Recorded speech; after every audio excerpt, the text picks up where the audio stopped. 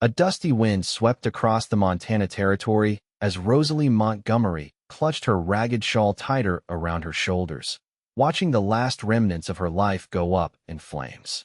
The year was 1875, and with her family's homestead burning behind her, she had nowhere left to run. "You've got nowhere to hide now," Sheriff Bowden called from his horse, a smug satisfaction in his voice as he watched her standing alone on the dusty road. "You know the bank wants that land. The railroad's coming through, girl. Your daddy's debts are due." Rosalie stared back at him, her green eyes reflecting the orange flames. 22 years old, orphaned, and now homeless, she had nothing left but the clothes on her back and her mother's locket around her neck. "I'll be back tomorrow," Bowden warned. "You best be gone by then, or I'll have to escort you to the women's workhouse in Helena." He tipped his hat with mock courtesy before turning his horse and riding back toward town. Rosalie waited until his silhouette disappeared into the horizon before allowing herself to sink to her knees in the dirt. Her father had been dead less than a month. Pneumonia had taken him quickly after a harsh winter. The bank hadn't even waited for the ground to thaw completely before making their move. She spent that night huddled beneath a lone cottonwood tree, too numb to cry, too exhausted to plan. When dawn broke across the vast Montana sky, she gathered her few possessions into a small bundle and began walking toward the nearest town, Silver Creek. Silver Creek was barely more than a wide spot in the road with a general store, saloon, and stagecoach stop. As Rosalie trudged down the main street, she felt the stares of the townspeople, some curious, some pitying, some predatory. News traveled fast in these parts. Everyone knew about the Montgomery place burning down. The stagecoach office had a sign in the window, "Fare to Helena $2.50. Rosalie checked her pocket. $1.17. Not enough to escape, not enough to start over. She pushed open the door to the general store, the little bell above jingling to announce her arrival. Mr. Peterson, the proprietor, looked up from his ledger. "Miss Montgomery," he said, his voice careful. "I'm sorry about your troubles." "I need work, Mr. Peterson," Rosalie said, her chin held high despite the dirt on her dress and the tangles in her auburn hair. "Any kind of work." Peterson scratched his beard. "I don't need help, Miss Montgomery. Not with business slow as it is."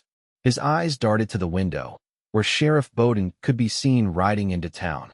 "And to be frank, I can't afford to cross the bank by helping you." Rosalie nodded stiffly and turned to leave. "Try the silver dollar," Peterson called after her, his voice lowered. "They just lost a girl to consumption. Might be looking for someone new." The Silver Dollar Saloon stood at the end of the street, its weathered facade promising refuge for those with coins to spare. Rosalie hesitated at the batwing doors. She'd never set foot in such an establishment. Her father would have been horrified. But her father was dead, and she was desperate. Inside, the air hung heavy with tobacco smoke and cheap whiskey. A few early patrons hunched over their drinks, while a tired-looking woman in a faded red dress played a melancholy tune on an out-of-tune piano. The barkeep, a heavy-set man with a handlebar mustache, eyed her suspiciously. "We don't serve unaccompanied ladies. This ain't that kind of establishment yet." "I'm looking for work," Rosalie said, her voice stronger than she felt. "I heard you might need help." The barkeep laughed. "You? A serving girl?" He looked her up and down. "You got any experience?" "I'm a quick learner." "I bet you are." His smile turned lecherous. "But we need more than serving skills here, sweetheart. Our customers expect a little companionship with their drinks." Rosalie's face flushed with understanding. "I'm not." "Then you're wasting my time," he interrupted, turning back to his glasses. "Doors behind you." Stepping back into the harsh sunlight, Rosalie blinked back, tears of frustration. She was about to head toward the livery stable to try her luck there when a commotion at the edge of town caught her attention. A cattle drive was coming in, the first of the season by the looks of it. Dozens of longhorns kicked up dust as cowboys on horseback guided them toward the stockyards. The town suddenly came alive with activity as merchants prepared for the business cowboys would bring. Rosalie watched from the boardwalk, invisible among the townspeople gathering to witness the spectacle. One cowboy in particular caught her eye, tall and broad-shouldered, riding a magnificent black stallion. Unlike the others who hooped and hollered, he guided his horse with quiet authority, his face partially hidden beneath a wide-brimmed hat. As the cattle were herded into the stockyard pens, the cowboys dismounted and headed straight for the saloon. Rosalie found herself following, not to enter, but to linger near the hitching posts. Perhaps one of these men needed their shirts mended or would pay for a hot meal cooked properly. Anything to earn enough for that stagecoach ticket. The tall cowboy was the last to dismount, taking care with his horse before handing the reins to a stable boy. When he turned, Rosalie caught her first clear glimpse of his face, weathered by sun and wind, but handsome, with piercing blue eyes and a strong jawline partially covered by stubble. He couldn't have been more than 30. He noticed her staring and tipped his hat. "Madam." Rosalie quickly looked away, embarrassed to be caught gawking. But to her surprise, instead of continuing to the saloon, he approached her. "You look like you could use some help," he said, his voice deep and tinged with a slight southern drawl. Pride made her want to deny it, but practicality won out. "Is it that obvious?" "Only to someone who's looking," he replied.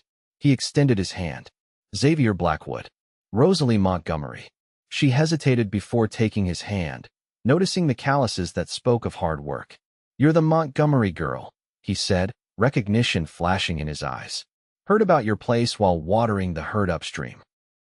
"Damn shame what the bank's doing." Rosalie withdrew her hand. "News travels fast." "It's a small territory," Xavier said. "Are you headed somewhere?"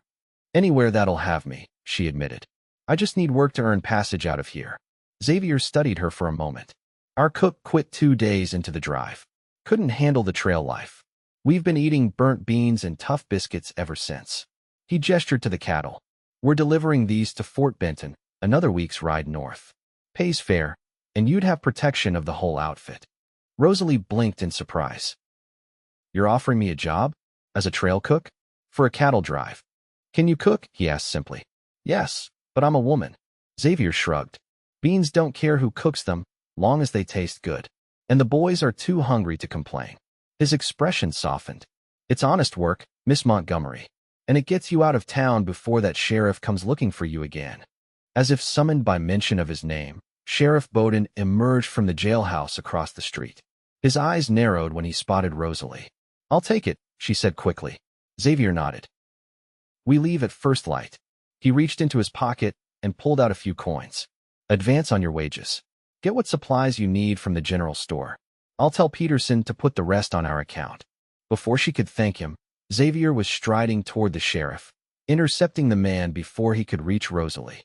She couldn't hear their conversation, but it was clear from Bowden's gestures that he was unhappy. Xavier stood his ground, one hand resting casually near his holstered revolver. Finally, the sheriff spat on the ground and walked away. Xavier returned to where Rosalie waited. "You've got until morning," he said. "Sheriff's not happy, but he won't interfere with the cattle drive. Too many businesses in town depend on our trade." "Thank you," Rosalie said, clutching the coins in her hand. "I don't know why you're helping me." Xavier's expression was unreadable beneath the shadow of his hat. "Let's just say I recognize someone who needs a second chance." He tipped his hat again. "Supply wagon leaves from the general store at dawn. Don't be late." With that, he turned and headed into the saloon, leaving Rosalie standing in the dusty street with the first glimmer of hope she'd felt in weeks. The night passed fitfully for Rosalie, who found shelter in an empty stall at the livery stable after purchasing basic supplies from Peterson's store. The shopkeeper had been considerably more helpful once he learned she was traveling with Xavier Blackwood's outfit. Blackwood's got a solid reputation, Peterson had told her as he gathered cooking supplies. "Fair man. Tough, but fair. You could do worse." As promised, the supply wagon was being loaded when Rosalie arrived at dawn. A grizzled older man with a white beard nodded to her from the driver's seat. "You the new cook?" he asked, eyeing her bundle of possessions. "Yes, sir. Name's Josiah. Been driving supply wagons for 30 years. He scooted over. "Hop up. Hope you can cook better than that last fella." Nearly poisoned half the outfit with his biscuits. The cattle drive was already moving out of town as the supply wagon caught up. Xavier rode back to check on them, his black stallion prancing sideways as he reined it in beside the wagon. "Miss Montgomery," he greeted. "Settled in?" "As much as I can be," she replied, still overwhelmed by the sudden change in her circumstances. "We'll make camp by sundown near Cottonwood Creek," he said. "Josiah knows the spot." You'll have time to set up the cook fire and prepare dinner. He looked at her intently. The men are expecting real food tonight. Don't disappoint them. With that, he wheeled his horse around and galloped back to the front of the herd, his straight back and confident posture marking him clearly as the trail boss. Don't mind his manner, Josiah said, clicking to the mules pulling the wagon. Xavier's carrying a lot of responsibility. 20 men, 500 head of cattle, and all of it his first drive as boss. His first? Rosalie asked, surprised. Yep, his pa, old Marcus Blackwood, always led the drives before. Died last fall. Left Xavier the ranch and all its troubles. Josiah spat tobacco juice over the side of the wagon. Those cattle are everything. If he doesn't get them to Fort Benton and collect payment, the Diamond B Ranch won't survive another winter. Rosalie glanced ahead at Xavier's distant figure. Perhaps they had more in common than she'd thought. The day passed slowly, the wagon jolting over rough terrain as it followed the herd. By late afternoon, Rosalie's body ached from the constant motion, but she refused to complain. When they finally stopped at a clearing near a creek, she was first to climb down, eager to stretch her legs and prove her worth. The cowboys worked efficiently to set up camp and secure the herd. Josiah showed Rosalie where to establish her cooking area, a short distance from where the men would sleep, but close enough to serve them easily. Hope you know what you're doing, Josiah muttered as he helped her unload supplies. These boys get mighty ornery when they're hungry. Rosalie squared her shoulders. My mother taught me to cook before I could walk. I can handle hungry cowboys. Using the Dutch ovens and cast iron skillets from the supply wagon, Rosalie prepared a hearty stew with dried beef, beans, and the few vegetables that had survived the journey. She mixed dough for biscuits, adding a pinch of sugar, her mother's secret, and set them to bake near the coals. The aroma drew the cowboys like moths to flame as they finished their evening chores. They approached cautiously at first, eyeing Rosalie with curiosity and skepticism. So you're our new cook? Asked a young cowboy barely out of his teens. You sure you know what you're doing, madam? Judge after you've eaten, Rosalie replied, ladling stew into tin plates and handing out fresh biscuits. The men took their food and retreated to eat, murmurs of surprise and appreciation soon spreading through the camp. Xavier was the last to approach the cook fire, his expression guarded. Miss Montgomery, he said, taking the plate she offered. Smells good. Thank you, Mr. Blackwood. He took a bite of the stew and then another, more eagerly. This is quite good. You sound surprised, Rosalie said, a hint of challenge in her voice. The corner of his mouth twitched in what might have been the beginning of a smile. Pleasantly so. He broke open a biscuit, steam rising from its fluffy interior. Where'd you learn to cook like this? My mother. She was from New Orleans. Rosalie busied herself with cleaning up. She believed food should have flavor, even on the frontier. Xavier ate in silence for a moment, watching her work. The men appreciate it. So do I. He finished his meal and handed her his empty plate. You've earned your place today, Miss Montgomery. As he walked away, Rosalie felt an unexpected warmth at his words. Earning her place was exactly what she needed to do, not just on this cattle drive, but in a world that had suddenly left her adrift. Over the next few days, a rhythm developed. Rosalie would rise before dawn to prepare breakfast coffee, fatback, and biscuits before the men rode out with the herd. She and Josiah would pack up the camp and follow in the wagon, stopping at midday to prepare a simple lunch. By evening, she would have a hot meal waiting when they made camp. The cowboys gradually warmed to her, tipping their hats when they approached for meals and occasionally offering small tokens of appreciation, a wildflower placed beside her cooking pot, a carved wooden spoon left by her bedroll. Xavier remained more distant, though Rosalie often caught him watching her from across the camp. He rarely spoke to her beyond necessities, but she noticed he made sure she always had fresh water and enough firewood, and he assigned one of the younger cowboys to help her set up camp each evening. On the fourth night, as Rosalie sat by the dying embers of the cook fire, Xavier approached and sat on a log across from her. He removed his hat, revealing dark hair streaked with premature silver at the temples. May I join you? He asked, though he'd already seated himself. Of course, she replied, curious about this sudden sociability. Xavier stared into the fire. We'll reach Bear Paw Mountains tomorrow. Rough country. We'll need to push the herd hard to make it through the pass before dark. I'll make sure we're packed and ready early, Rosalie assured him. He nodded, still not looking at her. Why were you still in Silver Creek? He asked abruptly. After your place burned. Why hadn't you already left? The question caught her off guard. I didn't have enough money for the stagecoach, she admitted. And nowhere to go if I had. No family. None that would claim me. Rosalie poked at the fire with a stick. My mother's people disowned her when she married my father and moved west. My father's family. Well, there never was much family to speak of. Xavier was quiet for a moment. My mother died when I was 12. Fever took her. My father raised me alone after that. His voice softened. He was a hard man, but fair. Taught me everything about ranching, cattle, horses. Never thought I'd be running the outfit without him so soon. Josiah told me this is your first drive as boss, Rosalie said. And my last, if I don't get these cattle to Fort Benton. His jaw tightened. Bad winter killed half our breeding stock. Banks breathing down my neck. These cattle are all that stands between the Diamond B and foreclosure. Rosalie recognized the fear behind his determination, the same fear she'd lived with watching her father struggle to keep their homestead.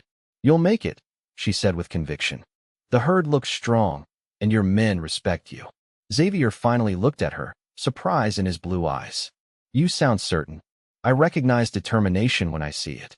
She offered a small smile. And good leadership. He studied her face in the firelight. You're not what I expected, Rosalie Montgomery. What did you expect? Someone broken by what happened to you? He leaned forward, elbows on his knees. But you're stronger than that, aren't you? Necessity makes us strong, she replied, uncomfortable with his scrutiny. Or it breaks us. I don't have the luxury of breaking. Xavier nodded slowly. Get some rest.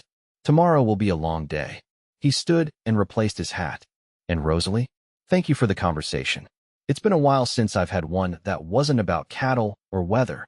As he walked away toward his bedroll, Rosalie found herself watching him, wondering about the man beneath the trail boss exterior.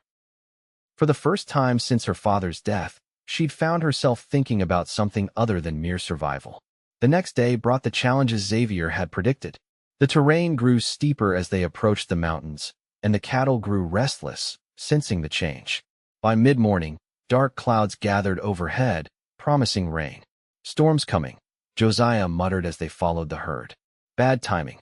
By early afternoon, the sky had darkened to an ominous gray, and thunder rumbled in the distance. Xavier rode back to the wagon, his expression grim.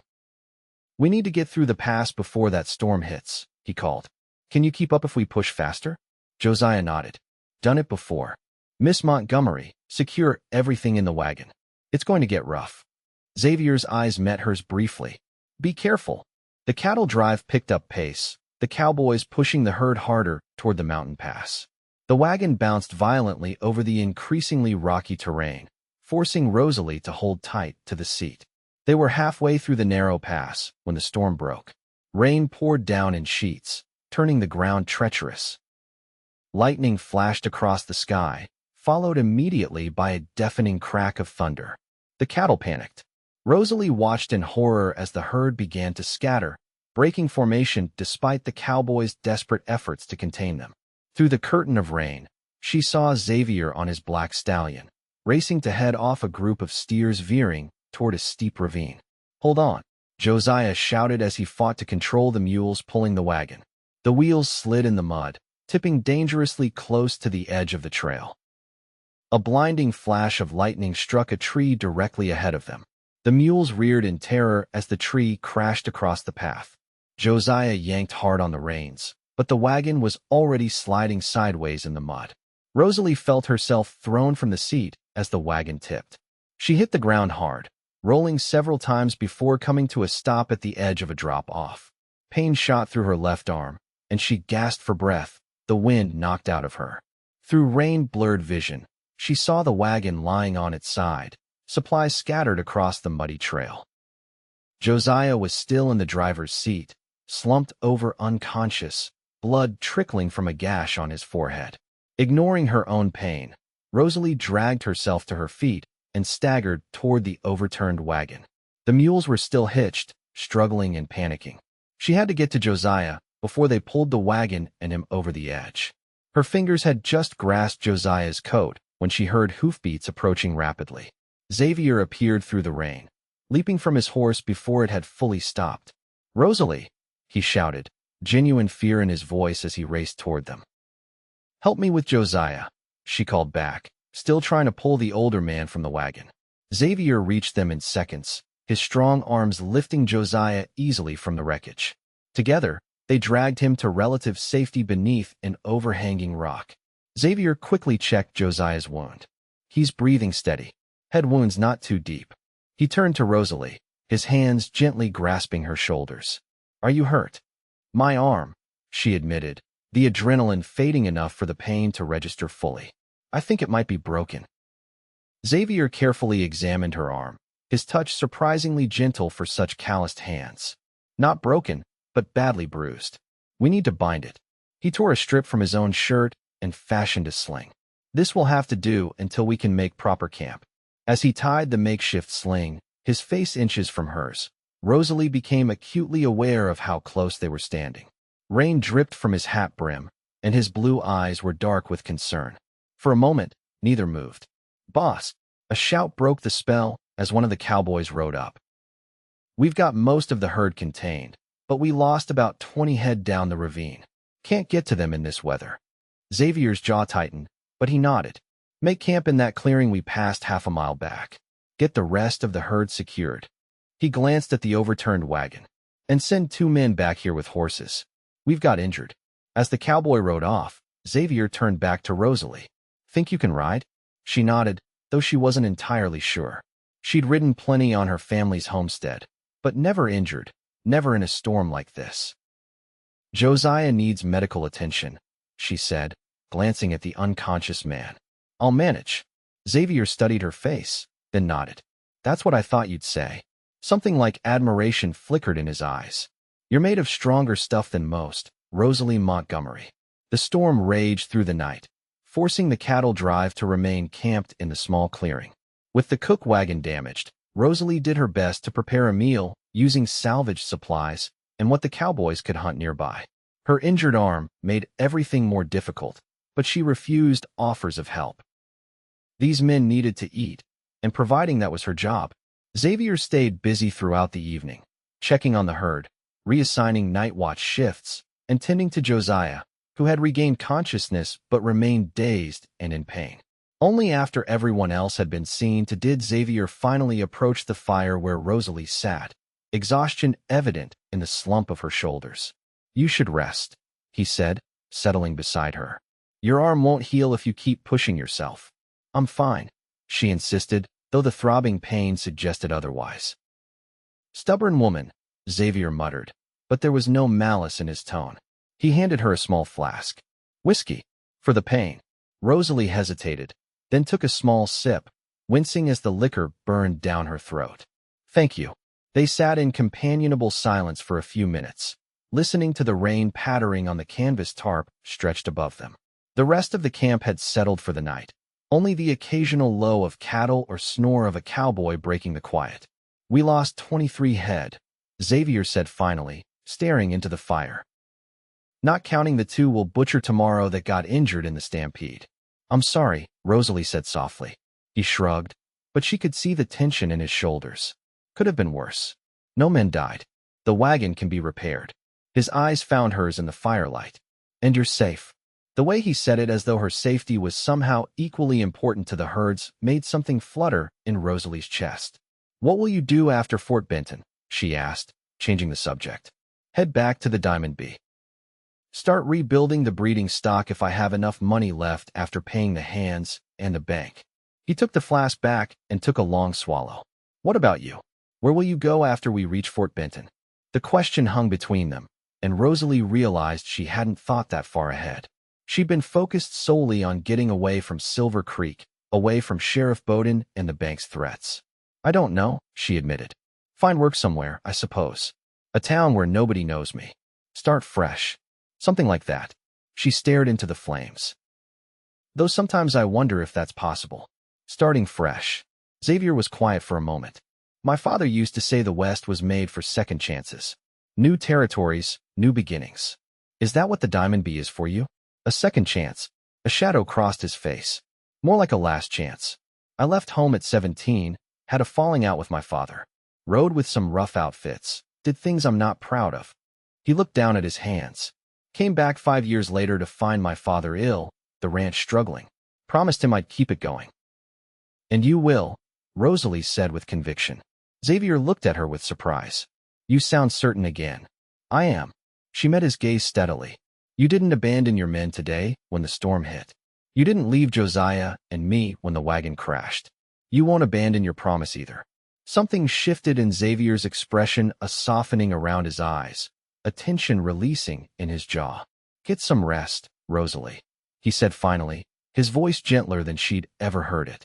Tomorrow will be another long day. As he stood to leave, his hand briefly touched her shoulder, a light, almost hesitant gesture of comfort. Then he was gone, walking back toward his bedroll at the edge of camp. Rosalie sat by the fire a while longer, her thoughts swirling like the embers rising into the rainy night. For the first time since her father's death, she felt something beyond the desperate need to survive. Something warm and unexpected, blooming in her chest despite the uncertainty that lay ahead. The storm cleared by morning, leaving behind a washed clean sky and muddy trails. After assessing the damage, Xavier decided they would need a day to repair the wagon and let the ground dry enough for safe passage through the rest of the mountains.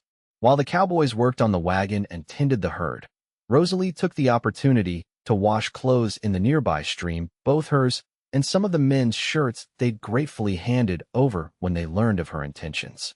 Her arms still ached, but the work gave her purpose and a moment of quiet away from the busy camp. She was hanging the last of the laundry on branches to dry when she sensed someone watching her. Turning, she found Xavier standing a few yards away, his hat in his hands.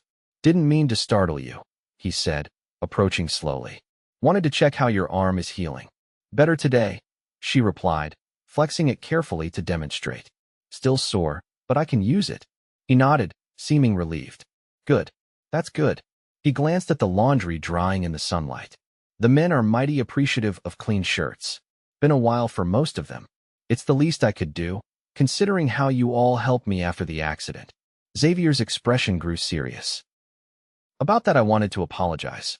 Pushing the herd through the pass during the storm was my decision. Put everyone at risk. Put you at risk. You couldn't have known how bad the storm would be, Rosalie said. A good trail boss always knows the risks. He shook his head. My father would have made camp before the mountains, waited out the weather, and lost a day's travel, Rosalie pointed out.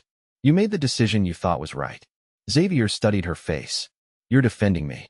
I'm stating facts. She wrung out the last shirt and hung it on a low branch. Besides, we all survived. This time, he stepped closer, close enough that she could see the flecks of gray in his blue eyes. Rosalie, I need to ask you something. Her heart quickened inexplicably. Yes. Your cooking has been a godsend to this outfit. The men's morale is higher than I've ever seen on a drive. He hesitated. Would you consider staying on? Not just to Fort Benton, but after at the Diamond B. We need a cook at the ranch house. Proper wages, of course. The offer caught her completely by surprise. You want me to work at your ranch? Yes. His eyes held her steadily. It's honest work, and you'd have your own quarters in the house.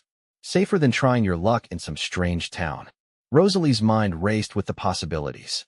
A job, stability, safety, all things she desperately needed. And yet, why, she asked. Why offer this to me? You barely know me. Xavier looked away, toward the distant mountains. I recognize something in you, he said finally. Something I understand. The need to belong somewhere again. His gaze returned to her face. You don't have to answer now. Think about it. Before she could respond, shouts from the direction of camp caught their attention. One of the cowboys was racing toward them, waving urgently. Boss, riders coming. Look like trouble. Xavier's hand immediately went to his gun. Stay here, he ordered Rosalie, already striding toward camp. Ignoring his command, Rosalie gathered her laundry basket and followed him.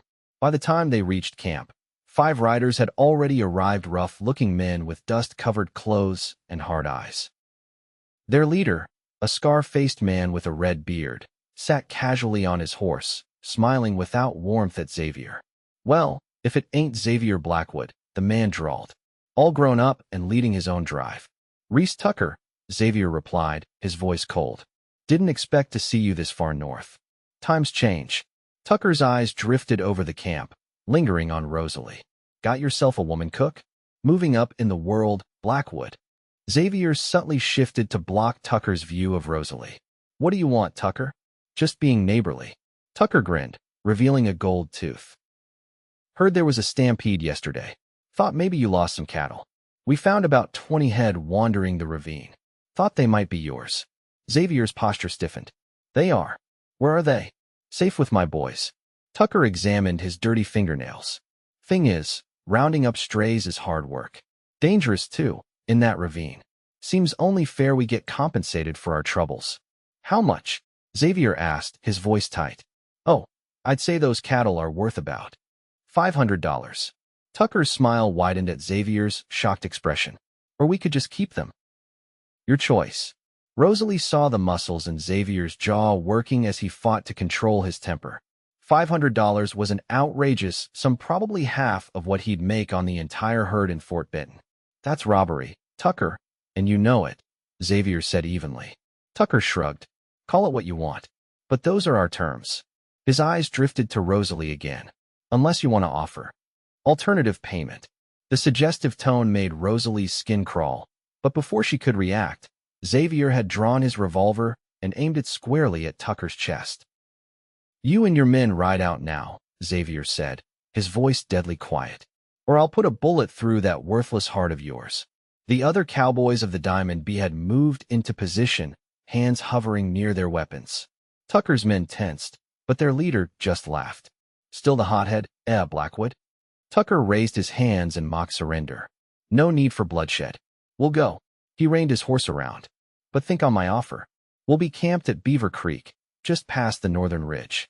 You've got until sundown tomorrow to bring payment or say goodbye to those cattle.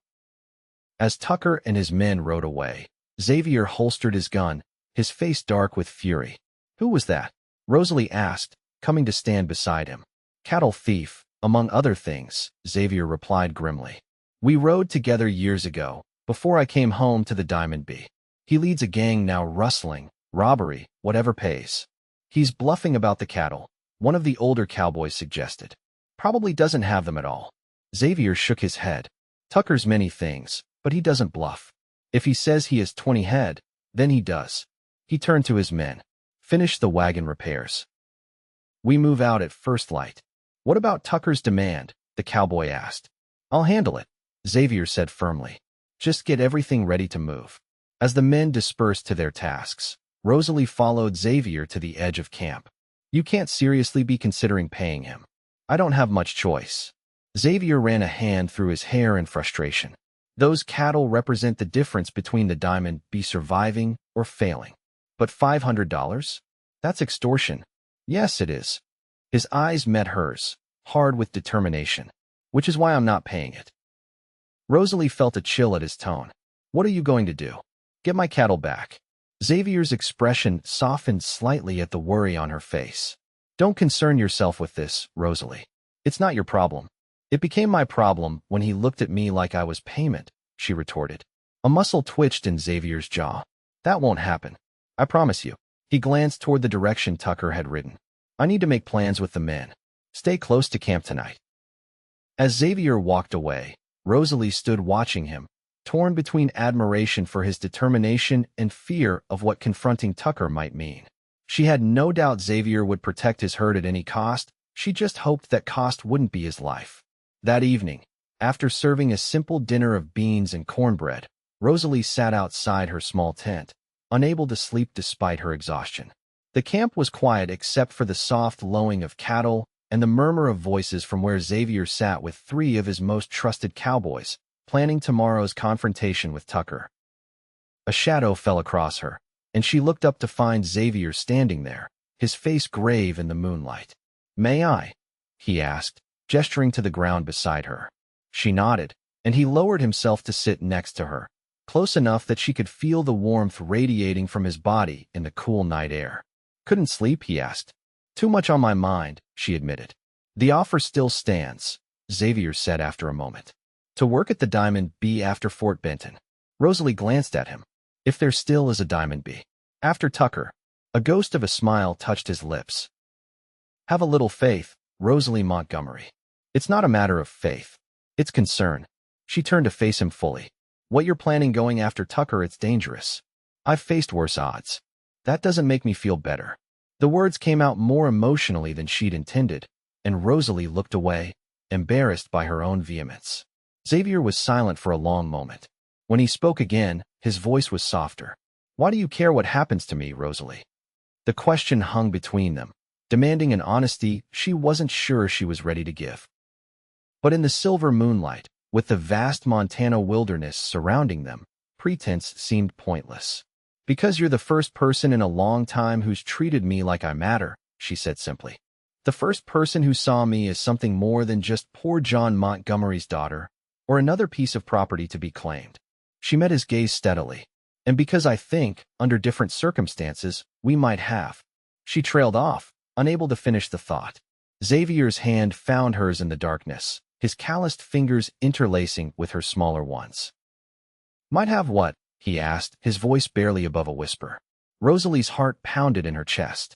Might have found something worth staying for. Xavier's eyes darkened as he leaned slightly closer. Rosalie, boss. The urgent whisper came from one of the cowboys approaching their spot. Riders coming from the north. Moving slow, trying to be quiet. Xavier was on his feet instantly, all traces of tenderness gone from his expression. How many? 5, maybe 6, the cowboy replied. Coming along the creek bed. Tucker, Xavier growled. Couldn't wait for his payment. He turned to Rosalie. Get to the center of camp. Stay low. Before she could protest, Xavier was striding away, signaling silently to his men who were already moving into defensive positions. Rosalie hesitated only briefly before following, staying in the shadows. The attack came swiftly, muzzle flashes in the darkness followed by the crack of gunfire. The Diamond Bee cowboys returned fire from behind wagons and rocks. Rosalie crouched behind a stack of crates, her heart hammering as bullets whistled overhead. Through the chaos, she spotted Xavier moving from cover to cover, directing his men with hand signals. He was a different man and battle-focused, deadly, every movement precise. This was the side of him forged during those years riding with rough outfits, as he'd put it. The firefight lasted less than 5 minutes. 2 of Tucker's men fell, and the others retreated, disappearing into the darkness. As the gunfire ceased, Xavier called out to his men. Anyone hit? Pete took one in the shoulder. Came a reply. Not too deep. Get him to the medical supplies, Xavier ordered. He scanned the camp, his eyes finding Rosalie in her hiding place. Rosalie, are you hurt? I'm fine, she called back, standing shakily. Xavier crossed to her in 3 long strides, his hands gripping her shoulders as his eyes searched her for injuries. I told you to stay in the center of camp. I did, she protested. They'll be back. Xavier cut her off, his voice urgent. Tucker doesn't give up that easily. We need to move before dawn. He turned to the cowboys gathering around them. Pack up camp. We're leaving now. The wagon's not fully repaired, one man objected. It'll have to do. Reinforce it as best you can. Xavier's tone brooked no argument. We push through to Fort Benton without stopping. Tucker will expect us to head north along the main trail. We'll cut east through Devil's Canyon instead. Devil's Canyon? Josiah, his head still bandaged, looked alarmed. That's Apache territory, boss. It's our only chance to lose Tucker, Xavier insisted. The Apache haven't raided this far north in years. Rosalie watched the men's faces, doubt and fear mixing with trust in their leader. Finally, the oldest cowboy nodded. You heard the boss. Let's move. The camp erupted into activity, men packing supplies and readying horses in the darkness. Xavier turned back to Rosalie. Help Josiah with the wagon, he said, his voice gentler now. And stay close to him. If there's more trouble. I can handle myself, Rosalie assured him, though her still shaking hands belied her confident words. Xavier's expression softened momentarily. I know you can. He reached out, his fingers lightly brushing her cheek in a gesture so brief she might have imagined it. But I'd never forgive myself if something happened to you. Before she could respond, he was gone, striding away to help prepare the herd for the unexpected night drive. Within an hour, the cattle drive was moving east, away from their planned route and toward the uncertain passage of Devil's Canyon. Rosalie rode beside Josiah on the hastily repaired wagon, her eyes straining in the darkness. Xavier rode alongside the herd, occasionally circling back to check on their progress. The sun was just cresting the horizon when they reached the entrance to the canyon, a narrow passage between towering rock walls that seemed to close in around them as they entered. "Keep the herd tight," Xavier called to his men. "Single file through the narrowest parts." The cattle lowed nervously as they were guided into the unfamiliar terrain. Rosalie could feel the tension radiating from every man in the outfit. Not only were they fleeing Tucker's gang, but they were entering territory known for Apache presence, a double danger that had everyone on edge.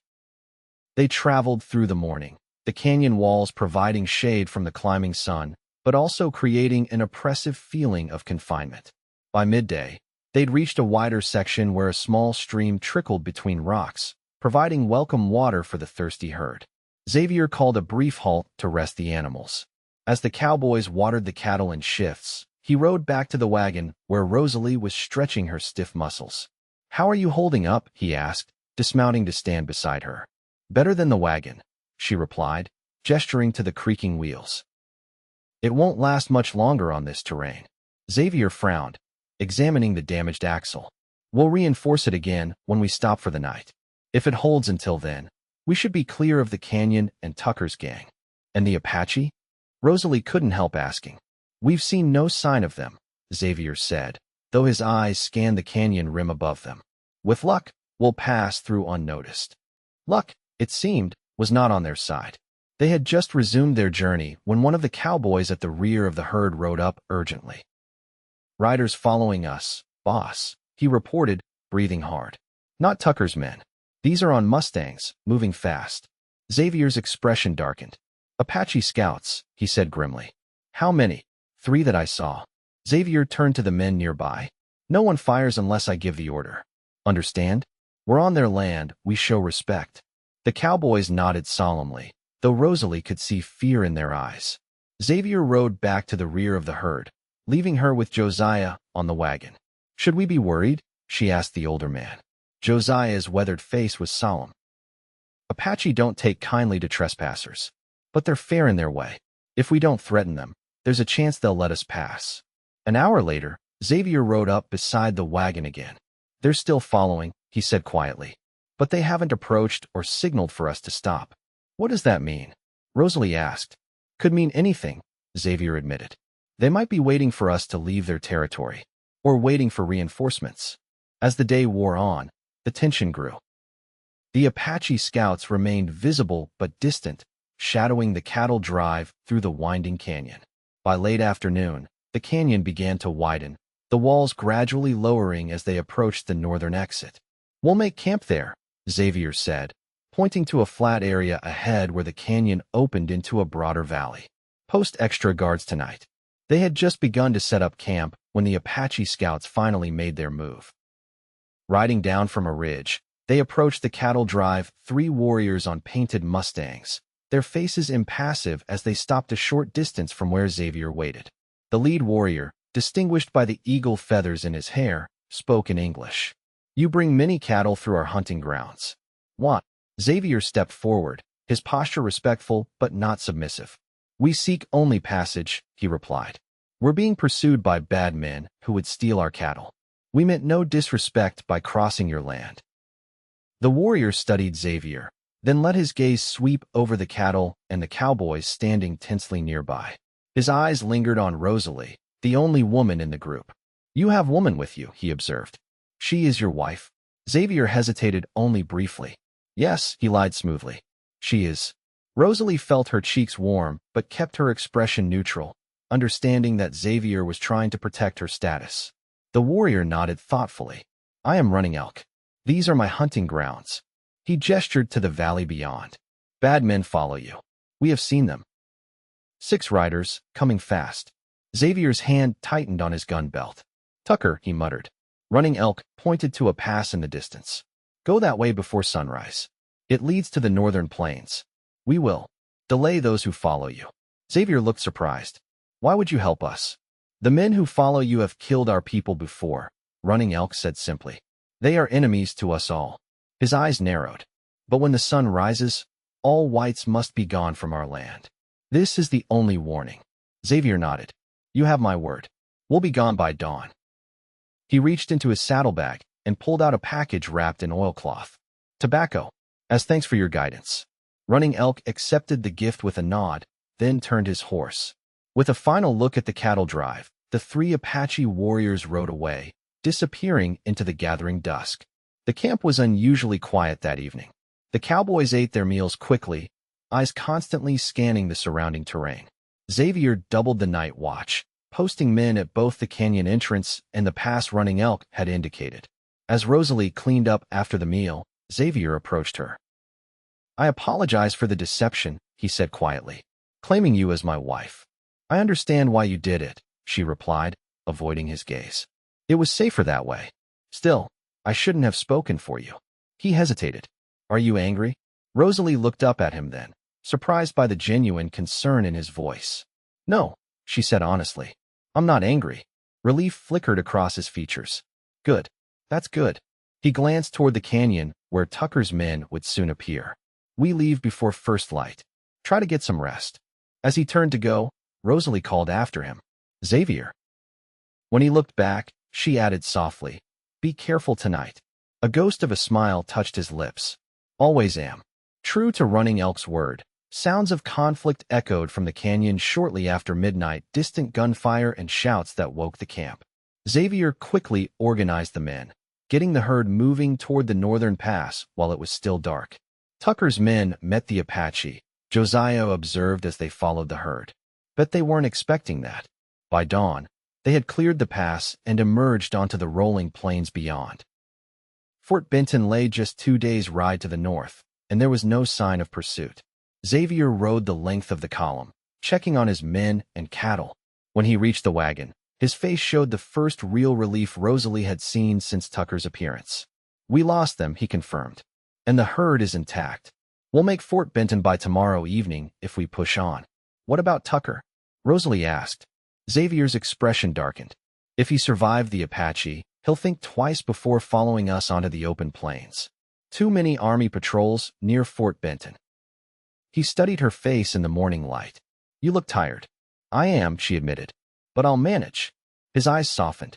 You've managed more than anyone could expect, Rosalie Montgomery. He hesitated, then added, Have you thought about my offer? To stay on at the Diamond B? Rosalie's heart quickened. After everything they'd been through, the idea of parting ways in Fort Benton seemed impossible to contemplate. Yet she hesitated, uncertain of what his offer truly meant. Was it merely employment he was offering, or something more? I have, she said carefully. But I'm not sure what exactly you're proposing. Xavier's gaze never wavered from hers. Safety, purpose, a place to belong. His voice lowered. And perhaps, in time, something more if you wanted it. The implication hung between them, neither quite brave enough to name it directly. Before Rosalie could respond, one of the cowboys called for Xavier's attention, breaking the moment. Think about it, Xavier said, turning his horse. We'll talk more before Fort Benton. The remainder of the journey passed without incident. The cattle drive moved steadily across the northern plains, the distant buildings of Fort Benton gradually appearing on the horizon by late afternoon of the following day. As they approached the fort, Rosalie felt a strange mixture of relief and apprehension. They had survived Tucker's ambush, the dangerous canyon crossing, and all the other perils of the trail. Xavier would soon sell his cattle, pay his men, and save the Diamond B Ranch. It was the happy ending he deserved. But what about her ending? The question had plagued her throughout the journey's final day. Xavier's offer remained open: a position at his ranch, security, and the possibility of something more. Yet doubt nagged at her. Was she simply trading one form of dependence for another? Would she ever truly find a place where she belonged on her own terms? Fort Benton bustled with activity as they arrived. Steamboats docked along the Missouri River, traders and soldiers moving through the streets, the cattle pens already partially filled with other herds awaiting sale or shipment downriver. Xavier negotiated with the army quartermaster, while Rosalie helped the cowboys settle the herd in the holding pens. By evening, The deal was struck a fair price that would clear the bank loans and leave enough to begin rebuilding the Diamond B's breeding stock. The Cowboys celebrated that night in the Fort Saloon, but Xavier sought out Rosalie, where she sat alone on the porch of the hotel where rooms had been secured for her and Josiah. "It's done," he said, settling beside her on the wooden bench. "The cattle are sold. The men are paid." He smiled a genuine, unguarded smile that transformed his weathered face. "The Diamond B will survive another year." "I'm happy for you," Rosalie said sincerely. "You've earned it." Xavier studied her face in the lamplight spilling from the hotel windows. "You're troubled." It wasn't a question, and Rosalie didn't bother denying it. "I'm at a crossroads," she admitted. "Fort Benton offers opportunities. One could take a steamboat downriver, start fresh somewhere else. Or you could come back to the Diamond B with me." Xavier finished quietly. "Yes."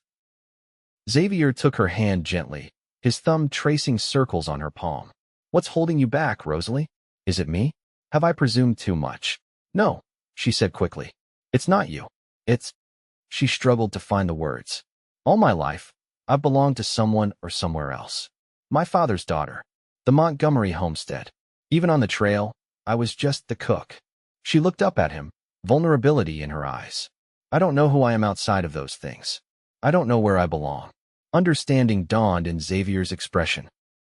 "And you're afraid coming to the Diamond B would just be another place to belong to, not a place that belongs to you." "Yes," she whispered, surprised by how perfectly he'd captured her fears. Xavier was quiet for a long moment, still holding her hand. When he finally spoke, his voice was low and certain. "When I first saw you in Silver Creek, standing alone on that street with nothing but determination keeping you upright, I recognized something in you that I've spent years looking for myself." His blue eyes held hers intently. "Not someone who needs a place to belong, but someone who makes any place better by being there." He shifted closer on the bench. "I'm not offering you charity, Rosalie, or just employment. I'm offering partnership in whatever form you want that to take."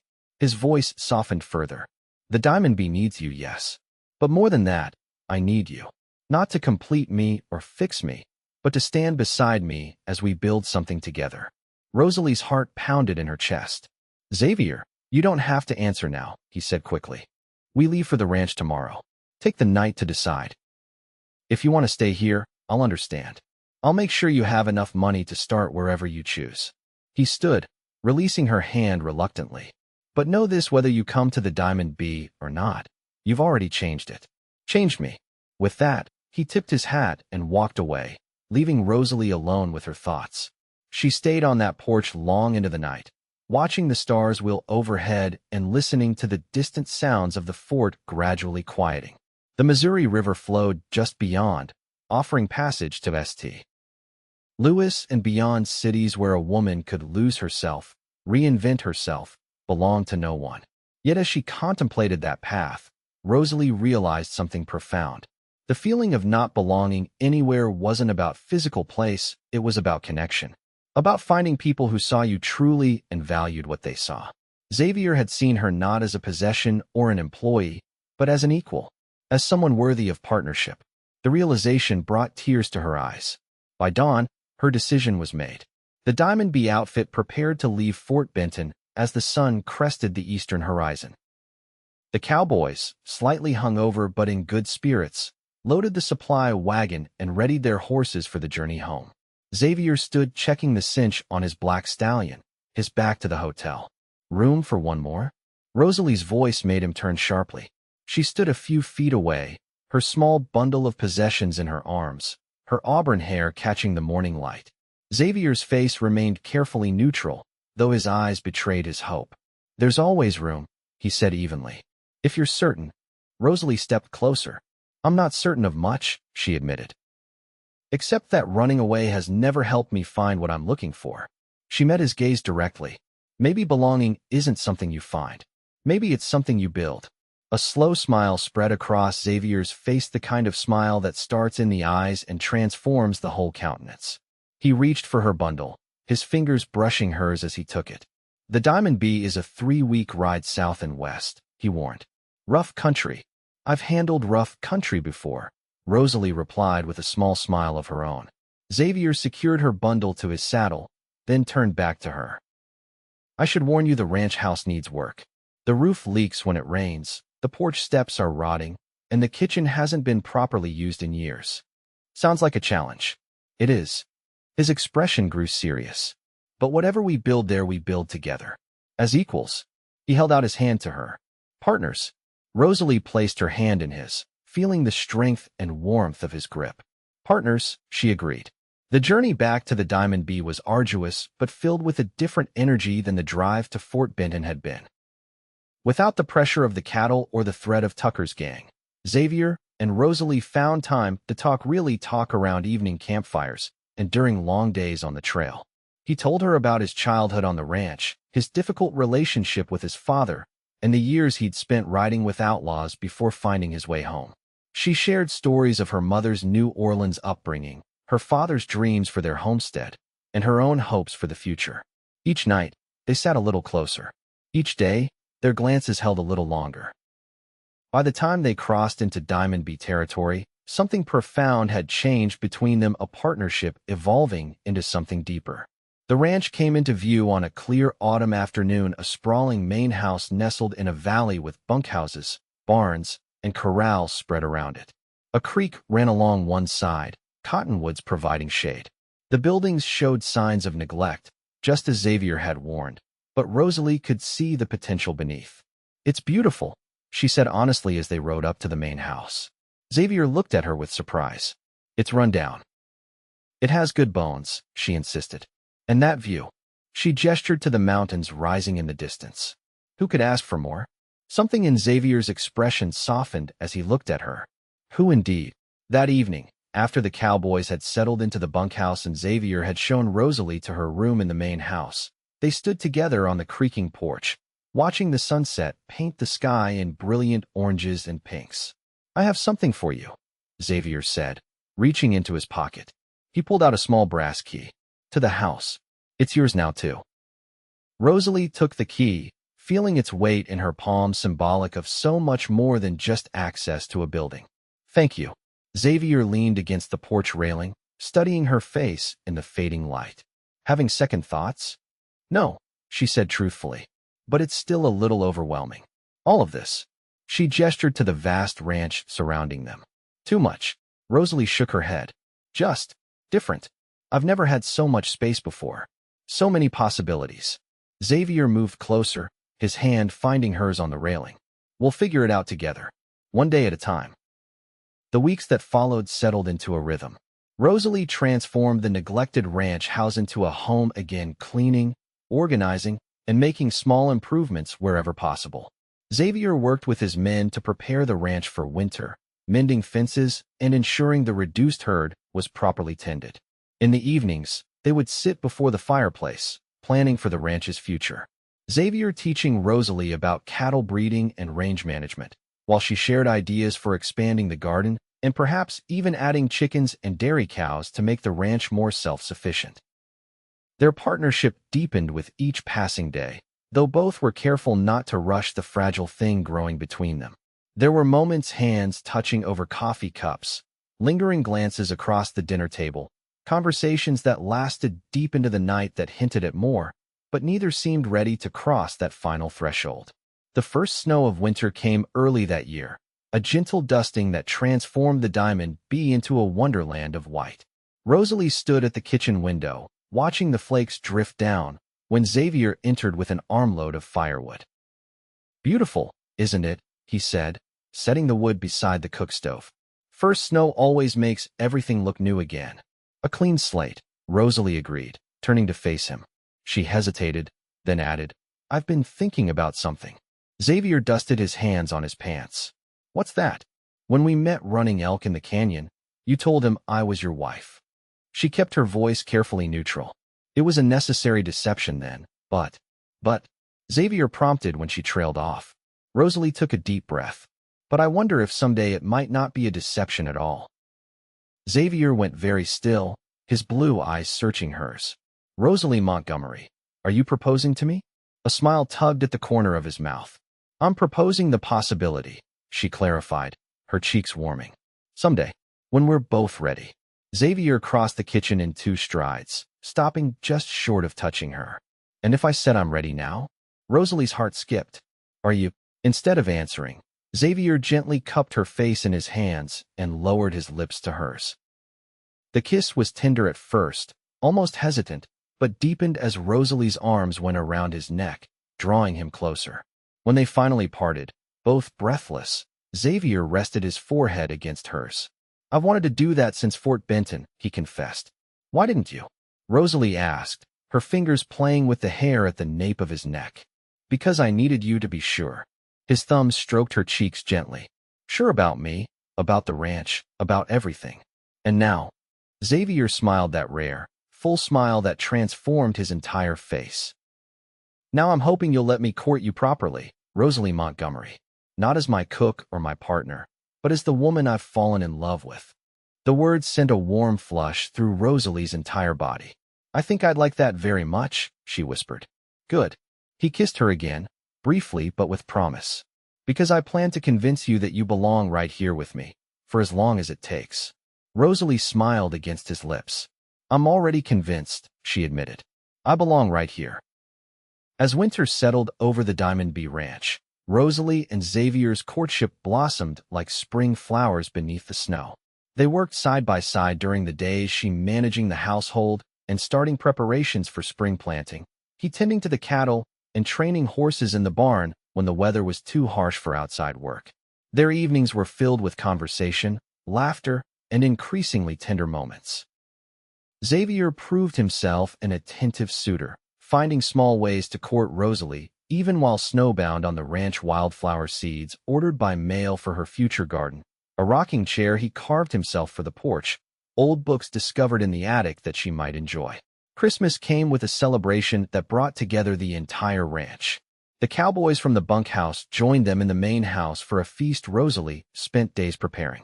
Xavier surprised everyone by producing a small pine tree, which they decorated with strings of popcorn and dried berries.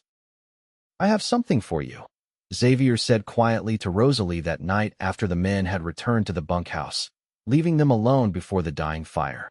From his pocket, he produced a small wooden box, hand-carved with delicate patterns of leaves and flowers. It's beautiful, Rosalie said, running her fingers over the intricate design. Open it, Xavier urged gently. Inside, nestled on a bed of soft cloth, lay a ring, a simple gold band set with a single pearl. It was my mother's, Xavier explained, his voice thick with emotion. My father gave it to her when they homesteaded this land. He took Rosalie's hand in his. I'm not asking for an answer now. I know it's too soon, but I want you to have this as a promise that whenever you're ready, I'll be waiting. Tears welled in Rosalie's eyes. Xavier, you don't have to say anything, he assured her quickly. Just keep it. Think about it. Rosalie closed the box gently and held it to her heart. Thank you. It's the most precious gift I've ever received. As winter gave way to spring, the Diamond B Ranch began to transform. With the money from the cattle sale, Xavier was able to hire additional hands and begin repairs on the buildings. Rosalie's garden took shape, with neat rows of vegetables sprouting under her careful tending. They rode the property together when weather permitted, Xavier proudly showing Rosalie every acre of the Diamond B, from the high summer pastures to the sheltered winter grazing lands. On these rides, they would sometimes picnic beside the creek that ran through the property, planning for the future of the ranch and their future together. It was on one such afternoon in late April, with wildflowers carpeting the meadows and new calves dotting the pastures, that Rosalie finally gave Xavier her answer. They had stopped to rest their horses near a bend in the creek, spreading a blanket under a cottonwood tree just beginning to leaf out. Xavier leaned back against the trunk while Rosalie sorted through the lunch she had packed. I've been thinking, she said casually, handing him a sandwich. About? Xavier asked, accepting the food. Rosalie reached into her pocket and pulled out the wooden box he had given her at Christmas. About this. Xavier went very still, his eyes fixed on the box in her hand. And, opening the box, Rosalie removed the pearl ring and held it out to him. I'm ready now, she said simply. If you still want me. Xavier set aside his untouched sandwich and took the ring from her palm, his eyes never leaving hers. Are you certain? More certain than I've ever been about anything, Rosalie replied, her voice steady despite the pounding of her heart. I love you, Xavier Blackwood, and I want to build our life together right here, where I belong. Xavier's face transformed with joy as he took her left hand and slipped the ring onto her finger. I love you, Rosalie Montgomery, he said, his voice rough with emotion. More than I ever thought possible. He leaned forward to kiss her, sealing their promise beneath the cottonwood tree as spring bloomed around them. They were married 2 weeks later in a simple ceremony on the ranch, with Josiah officiating and the Cowboys serving as witnesses. Rosalie wore a new dress of pale blue, with wildflowers in her hair. Xavier, clean-shaven for the occasion, looked almost boyish in his nervous happiness as they spoke their vows. I once thought I didn't belong anywhere, Rosalie said that night as they stood on the porch of what was now truly their home, watching the stars emerge in the vast Montana sky. I never imagined I would find not just a place, but a person to belong with. Xavier's arm tightened around her waist as he pressed a kiss to her temple. You belong right here with me, he murmured against her hair. Always have, from the moment I saw you standing alone in that dusty street. Rosalie turned in his embrace to face him, her green eyes reflecting the starlight. Always will, she promised, rising on tiptoe to meet his lips with hers. In the years that followed, the Diamond Bee flourished under their joint stewardship. The house was fully restored, with a new wing added as their family grew, first with the birth of their son, John, named for Rosalie's father, and then twin girls who brought laughter and chaos to the once quiet ranch house. Xavier expanded the herd and built the Diamond Bee's reputation for quality cattle. Rosalie's gardens became famous throughout the territory, as did her hospitality. Together, they weathered droughts and harsh winters, market fluctuations, and the changing landscape of the Montana Territory as it moved toward statehood. Through it all, they remained partners in every sense, equal voices and decisions, sharing both burdens and joys. Their love deepened with each passing season, strengthened by the challenges they overcame together and the life they built from the ruins of their separate pasts. On their 10th anniversary, Xavier took Rosalie back to the cottonwood tree where she had accepted his proposal. Their children stayed behind with Josiah, now retired but still very much a part of the family. Do you ever regret it? Xavier asked as they spread a blanket in the same spot where they had sat a decade before. Choosing this life? Choosing me. Rosalie looked out over the Diamond Bee, now a thriving ranch with lush pastures, healthy herds, and buildings that stood proud against the Montana sky. Then she looked at the man beside her, his dark hair now threaded with silver, the lines around his eyes deepened by years of sun and laughter. Not for a single moment, she said truthfully, taking his hand in hers. This is where I was always meant to be. Xavier brought her hand to his lips, kissing the pearl ring that still adorned her finger. You belong right here with me, he said, the words no longer a promise but a reality they lived every day. And you with me, Rosalie replied, leaning against his shoulder as they watched the sunset paint the sky in the same brilliant colors that had welcomed her to the Diamond Bee all those years ago. In that moment, surrounded by the land they loved and secure in each other's embrace, Rosalie knew with absolute certainty that she had found her place in the world, not given to her by circumstance or necessity, but built through love, partnership, and the courage to believe in second chances. She had found where she belonged, and it was right here, with him, in the home they had created together.